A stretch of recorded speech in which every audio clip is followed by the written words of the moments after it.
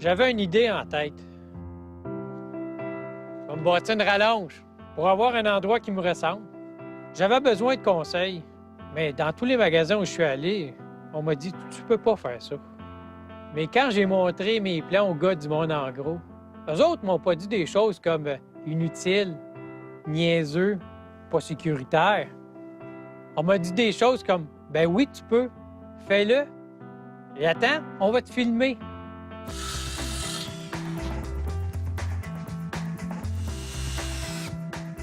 Quand j'ai fini ma rallonge, j'ai rappelé les gars. Ils étaient contents. Ils m'ont dit « Hey, faut que tu viennes nous montrer ça. »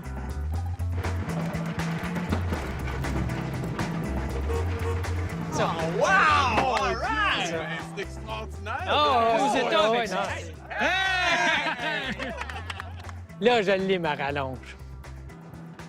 Le Monde en gros m'a pas juste donné la possibilité de regarder ma TV en faisant mon plein d'essence. Le Monde en gros m'a aussi donné le pouvoir d'inventer n'importe quoi. Le Monde en gros. Le pouvoir d'inventer n'importe quoi. Vraiment n'importe quoi. En vedette cette semaine dans Le Monde en gros. Une invention qui fabrique de l'eau. Une invention qui fait de l'ombre. Et une invention qui fait mal. Bienvenue au Monde en gros. Un commis sera avec vous dans un instant.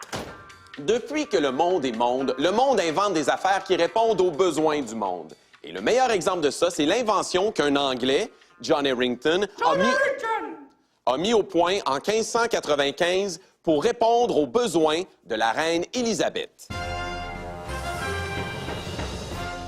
John Harrington! De que c'est, ô marraine? Sentez-vous, John Harrington, qu'il flotte ici une odeur de besoin?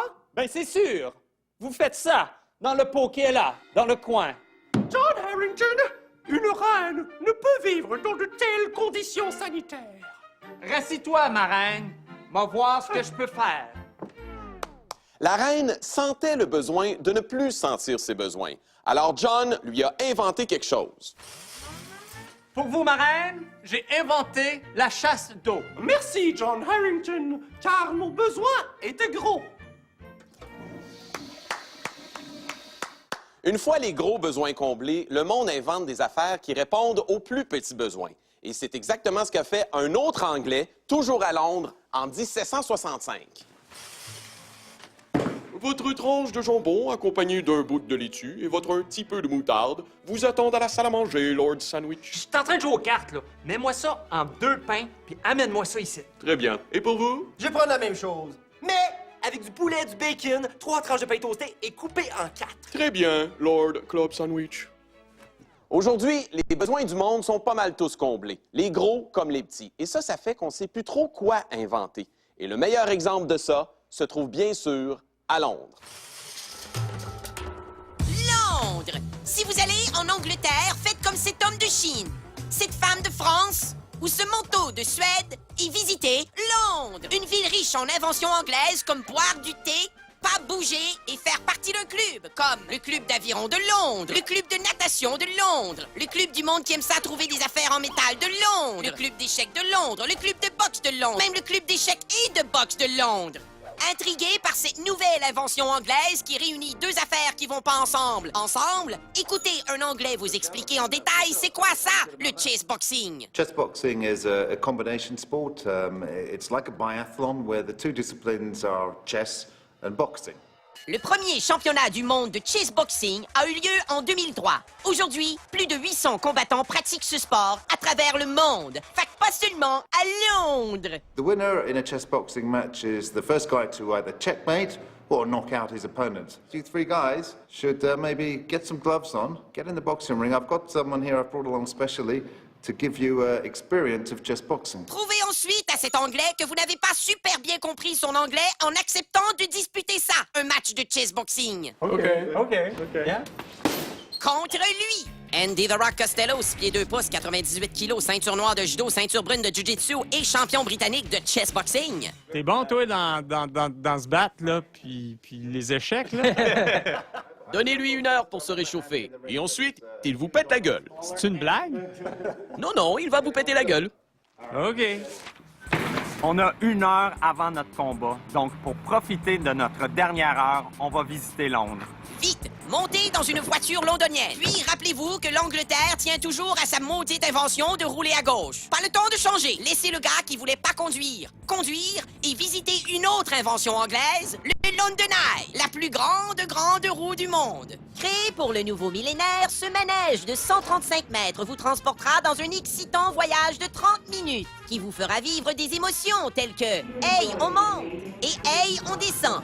Entre ces deux émotions, admirez la Tamise, un gars pas loin qui fait du bebaille, Big Ben, puis d'autres mondes dans une capsule.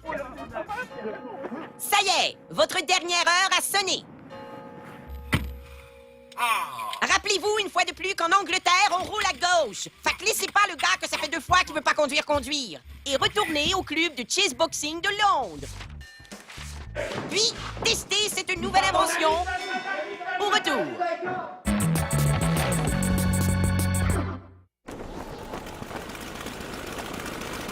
Le thème cette semaine, c'est le monde sait plus quoi inventer.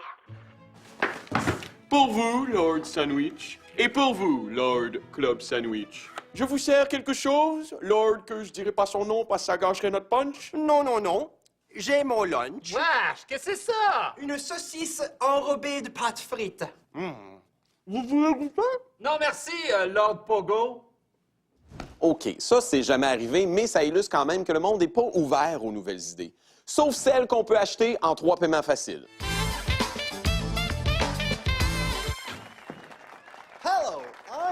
Je suis riche. Et moi, Déborah. Dis-moi, Déborah, es-tu déjà allé voir une partie de baseball? Non. Mais oui, rappelle-toi, tu avais le soleil dans les yeux. Maintenant que tu en parles, je me souviens qu'il fallait que je réponde oui à ta première question. Et qu'à cause de ça, tu devais plisser les yeux. Oui, puis tu m'as dit de dire que j'avais chaud aussi. Bien sûr, parce que tu étais au soleil.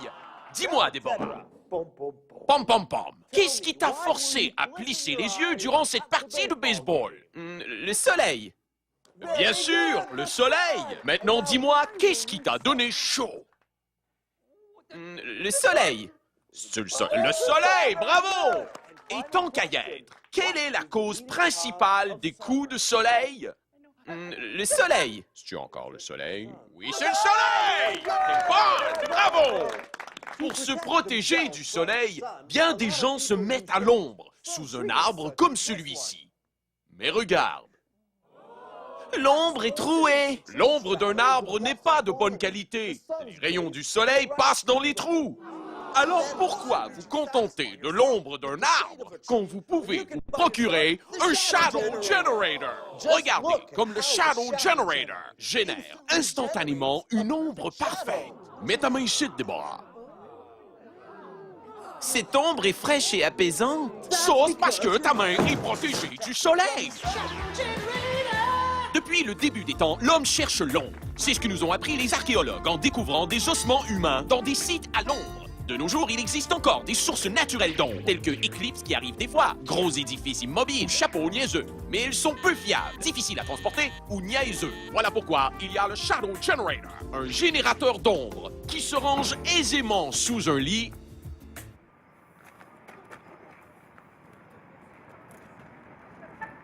dans la voiture et se sort aisément de sous un lit. Maintenant, Déborah, imagine que ce marteau est un rayon de soleil et que ce bateau dans une bouteille est ta peau. Oh, c'est difficile. Regarde ce qui se passe quand le soleil frappe ta peau. Ma peau est cassée. À ton tour, Déborah. Percute ceci.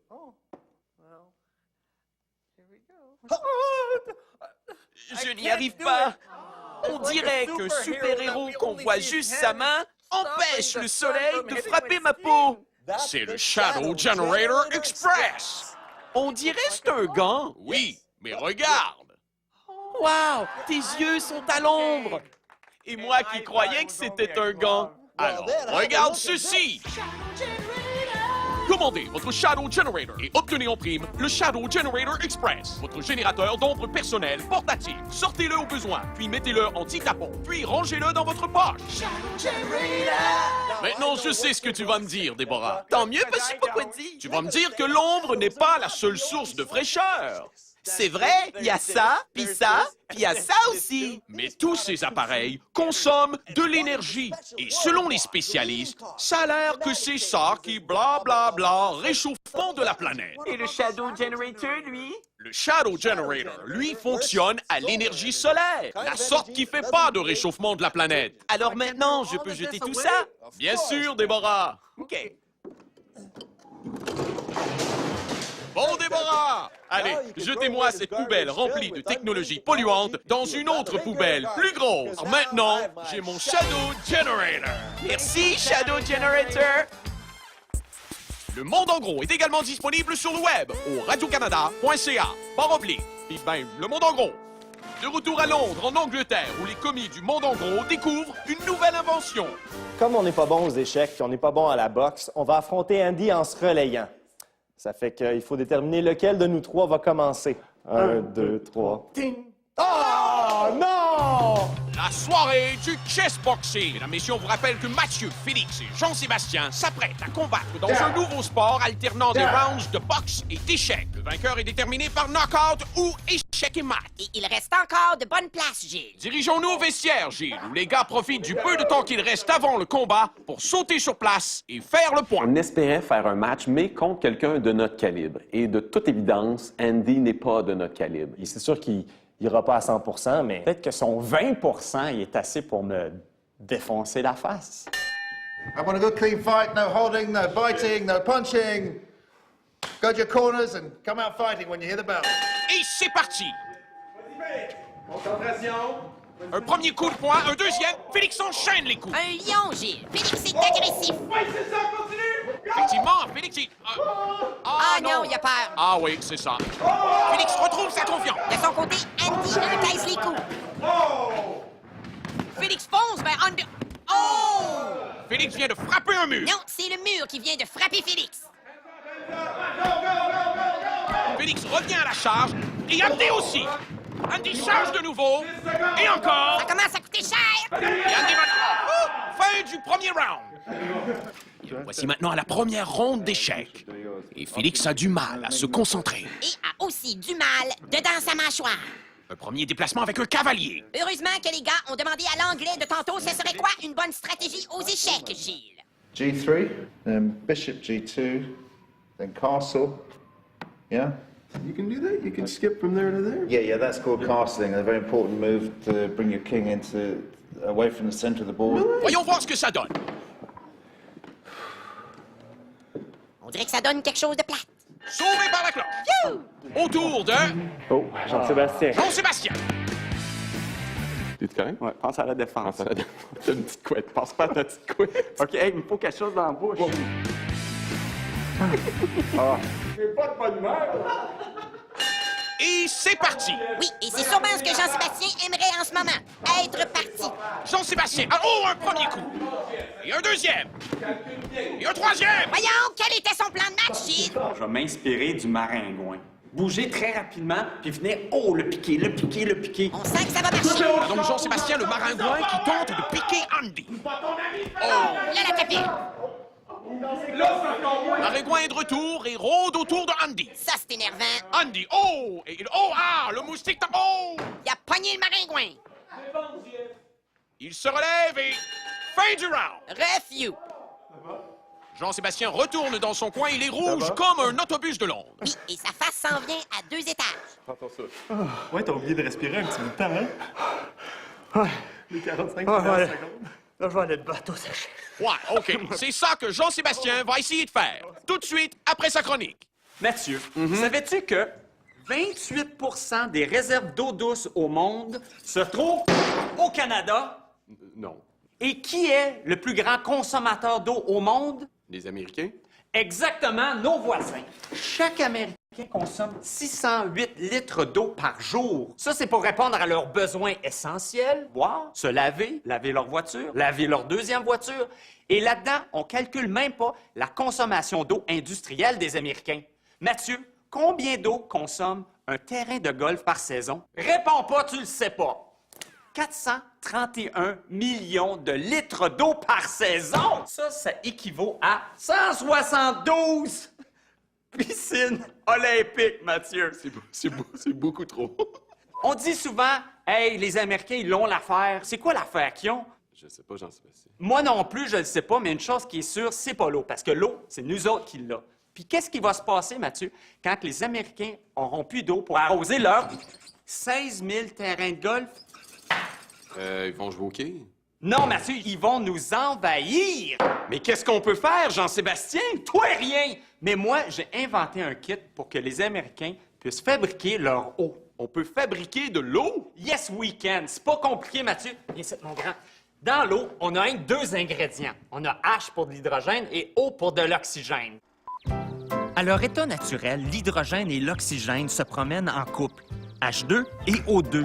Mais quand ils sont chauffés à très haute température, le couple d'oxygène casse. Alors les deux hydrogènes en profitent pour faire un trip à trois avec un oxygène, ce qui donne de l'eau, H2O. Mathieu, que retiens-tu de ça?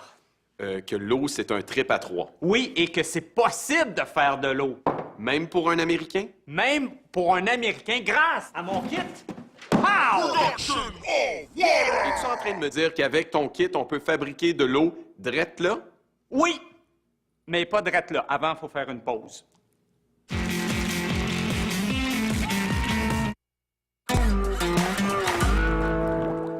Dans mon kit Power, Mathieu, j'ai tout ce qu'il faut pour faire un verre d'eau.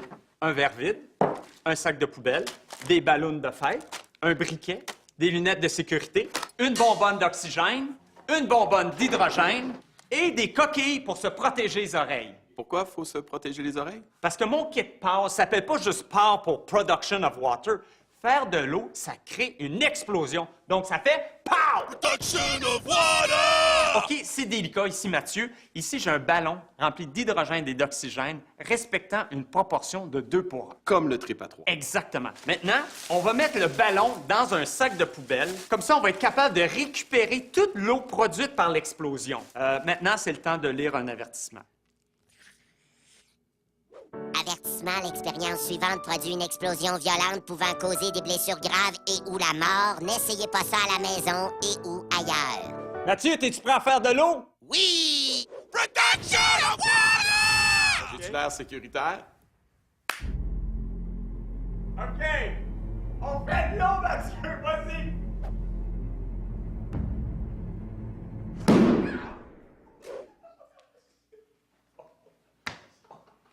Production of water! Au ralenti, on observe deux réactions. La première réaction, l'hydrogène et l'oxygène qui explosent et se recombinent pour former de l'eau. La deuxième réaction, Mathieu et Jean-Sébastien qui réagissent à la première réaction. OK, fait qu'on a-tu de l'eau? Parce que moi, j'en ai vu sur aucune des deux reprises. Bien, si on regarde dans le sac, Mathieu, il y a sûrement des gouttelettes microscopiques qui se sont condensées, là. OK. Fait que ça marche pas, ton affaire. Bien, selon mon calcul, il faut 7 350 228 explosions pour pouvoir remplir notre verre. OK, fait que ça marche pas, ton affaire. Non, non. On n'a pas une affaire de boxe à finir? Ouais. De retour aux commis du monde en gros qui sont allés à Londres essayer ça, l'invention du chessboxing, et qui présentement se font sacrer une volée, pas seulement à la boxe, mais aussi aux échecs. Moi, ma tactique, ça va être d'aller... C'est quoi ma tactique?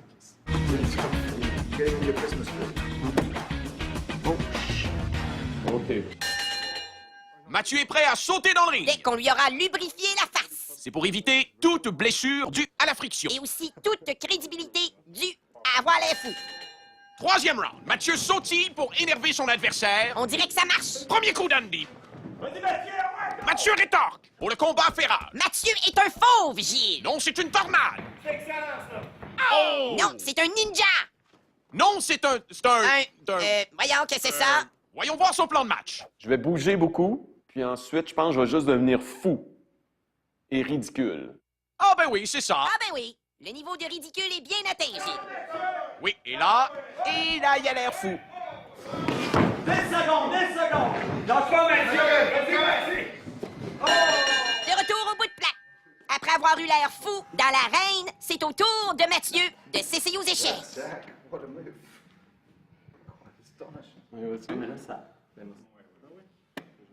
Attention, on va faire de quoi?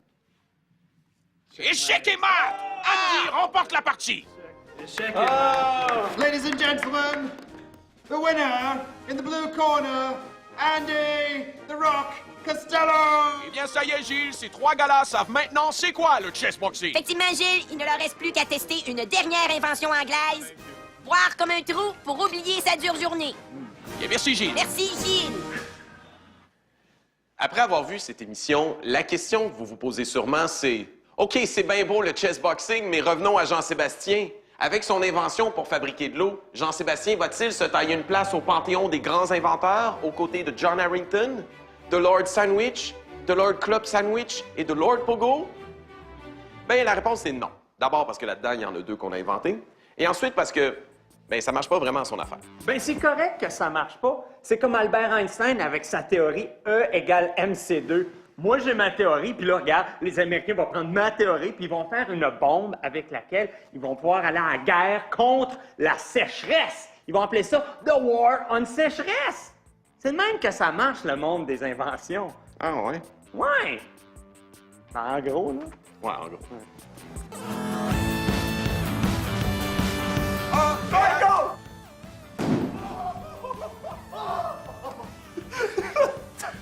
J'ai plus de poils sur les bras! Ça sent le cochon! Oh mon Dieu! Oh mon Dieu! Aïe, aïe, aïe, aïe,